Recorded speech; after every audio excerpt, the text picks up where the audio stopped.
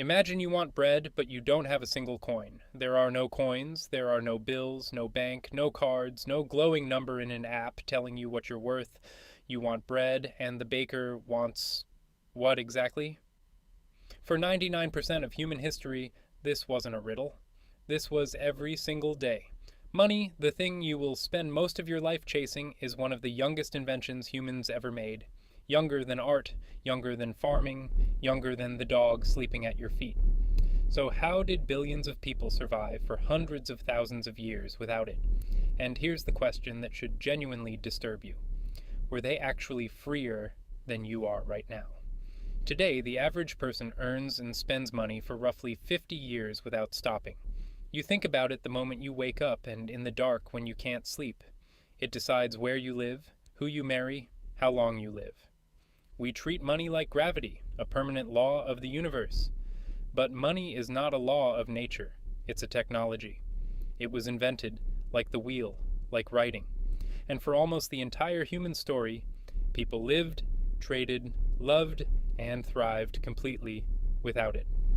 Let's start with what we know for certain, because the story you were told as a kid is almost completely wrong.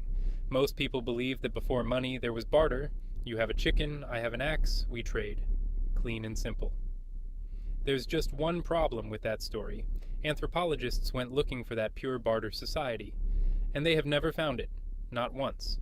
As the anthropologist Caroline Humphrey concluded, no example of a barter economy, pure and simple, has ever been described. The barter origin of money is a myth. We invented it later to explain money to ourselves because we couldn't imagine living any other way. So what did humans actually do? The answer is something modern economists find almost impossible to accept. They gave things away. In small human communities, the economy ran on what anthropologists call a gift economy. If you killed a large animal, you didn't sell the meat. You couldn't even store it before it rotted. So you shared it. You handed it to your neighbors, your cousins, the old woman who could no longer hunt. And you didn't do it because you were a saint. You did it because you were smart. That meat you gave away today was the safest investment in the world. Tomorrow, when your own hunt fails and your children are hungry, those same people feed you. The favor was your savings account. The relationship was your bank. Stop and think about what that actually means. Your wealth was not a number. Your wealth was how many people trusted you, owed you, and would show up for you when everything went wrong. A man with no possessions but 100 loyal friends was the richest man in the camp. A man with a huge pile of stuff and nobody who liked him was already as good as dead. It is the exact opposite of the world you live in now. But some of you are already thinking, fine, that works in a tiny village where everyone knows everyone. What happens the moment you deal with a stranger? Fair question, and the answer is not money. The answer is debt. The anthropologist David Graeber spent years assembling the evidence that credit came thousands of years before coins ever existed. In ancient Mesopotamia, more than 5,000 years ago, people were tracking exactly who owed what, written into soft clay tablets. A farmer could owe the temple a fixed amount of grain. That debt could be recorded, transferred to someone else, and settled later, all without a single coin existing anywhere on Earth. The number came first. The cash came much, much later. We were keeping score long before we had anything physical to hand over. So if gifts worked, and debt worked, why invent money at all? The answer is the same dark turning point that hides behind almost everything in human history: strangers, distance, and violence. When societies exploded in size, when armies marched into foreign lands and dealt with people they didn't know and would never see again, the old system broke. A soldier standing in a conquered town doesn't want a favor he can collect next winter. He wants something he can carry in his hand right now and trade anywhere.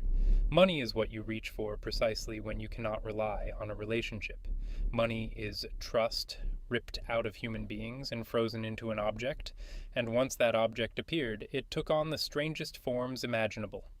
For thousands of years, across Africa and Asia, humans used cowrie shells as currency, small, durable, nearly impossible to fake. On the island of Yap, in the Pacific, people used raystones, giant carved discs of limestone, some 12 feet across and heavier than a car. They were far too big to move, so when one changed owners, the stone stayed exactly where it was. Everyone simply agreed it now belonged to someone new. One famous raystone sank to the bottom of the sea during transport, and the islanders decided it still counted. It was still wealth, a fortune nobody could see or touch, existing only because everyone agreed it existed. Sound familiar? That is your bank account. Money, it turns out, can be almost anything, as long as a group of humans agrees to believe in it together. Shared belief is the only thing that has ever made money real.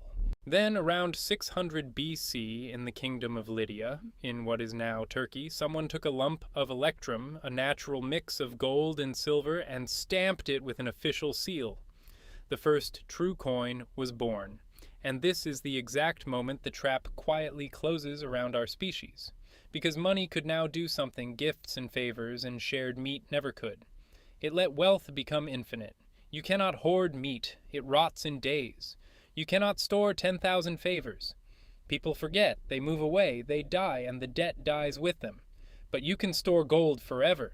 You can pile up more of it than 1,000 lifetimes could ever spend, and it will sit there, gleaming, while the people around you go hungry. For the first time in the entire human story, a single person could accumulate without any limit at all, while their neighbors starved a few feet away. The brutal inequality we live inside today was not natural. It was not inevitable. It needed money to be possible. And here is the part that matters most for you, sitting where you are right now. Because money didn't only change the world outside us, it rewired the world inside us. In a gift economy, the entire point was to give. Giving made you respected, connected, safe. Money silently flipped that instinct upside down. Now the point was to keep, to hold, to grow the number, and never let it fall. The most admired person was no longer the one who gave the most away, but the one who managed to let go of the least. We didn't just invent a tool for trading. We took generosity, the very thing that kept our ancestors alive for 300,000 years, and we turned it into a weakness. So let's reconstruct the whole arc.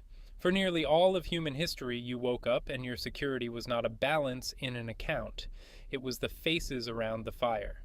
You spent your days hunting, making, talking, and above all, giving, because generosity was wealth and connection was the only safety net that existed. You owned almost nothing, and you needed to own almost nothing, because the group was the wealth. You were never truly alone with your problems. There were no rich and no poor in the way we mean it, because there was simply no way to become rich while the person beside you was poor. Then we invented a number, and the number could grow without end. And slowly, across thousands of years, everything soft turned hard. The favors became prices. The neighbors became customers. The shared meal became a transaction with a tip. We gained something genuinely miraculous, the ability to trade with any human being on the planet, a stranger who will never know our name. And in that same trade, we lost the one thing that had held us together since the beginning. We lost the reason we needed each other at all. Today, you can buy a hot meal from someone who will never see you again and never think about you for a single second. That is a miracle. And it is also a quiet kind of loneliness our ancestors would not have understood. By every number we use today, those ancestors were poor. No savings, no assets, no net worth. And they fell asleep every single night surrounded by people who were bound to feed them, defend them, and grieve them. Because their entire economy was built on the simple fact that they needed one another to live. You have a number that tells you how much you are worth. They had 100 people who would have tilted their heads and told you the question itself made no sense. We didn't just invent money, we invented the idea that a human being could be counted. And the cruelest part is what that did to our minds. Because a number can always be bigger. There is no balance, no salary that the number cannot exceed. And so, for the first time in 300,000 years, we built a world where no matter how much you have, you can lie awake at night and feel, quietly and constantly, like you are still not enough. Your ancestors never felt that. They woke up already wealthy in the only currency that ever truly mattered, each other. The question is whether we can ever remember how to feel that way again, in a world we have priced down to the last cent.